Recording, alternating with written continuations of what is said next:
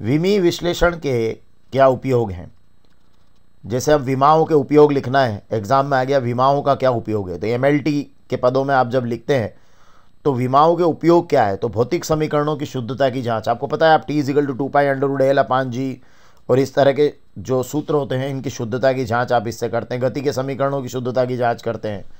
तो विमीय विश्लेषण के या विमाओं का उपयोग, तो सबसे बढ़िया उपयोग आप लिखेंगे भौतिक समीकरणों की शुद्धता की जांच करना। ये प्रश्न ब्लूप्रिंट के हिसाब से बदलता रहता है, कभी ये 2 नंबर में आता है, कभी ये 3 नंबर में आता है। तो इस बार 2 नंबर 3 नंबर दोनों में इंपॉर्टेंट होगा, 4 में भी एग्जाम में आ सकता है। तो हमें 4 पॉइंट कम से कम इसके प्रिपेयर करना चाहिए, जैसा एग्जाम में पूछा जाए वैसा हम इसको लिख दें।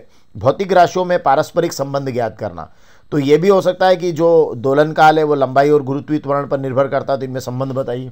तो ये संबंध भी इससे निकल सकता है। या जैसे आपका वायु में ध्वनि का वेग प्रत्यास्था गुणांक और घनत्व पर निर्भर करता है, तो ये सूत्र भी आप इसकी मदद से निकाल सकते हैं। तो भौतिक राशियों में पारस्परिक संबंध ज्ञात करना, इससे आप कर सकते हैं।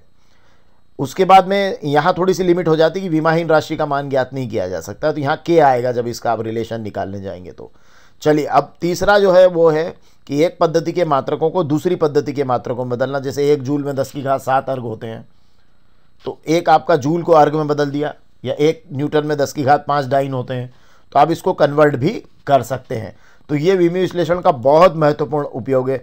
और एक और उपयोग है कि भौतिक राशि का मात्रक ज्ञात करना। जैसे आपको कहा कि वेग का विमीय सूत्र LT-1 है ना, विस्थापन बटे समय, तो आप बता सकते हैं L मीटर और T समय, तो मीटर प्रति सेकंड। तो इसका आप मात्रक भी इसकी मदद से निकाल सकते हैं।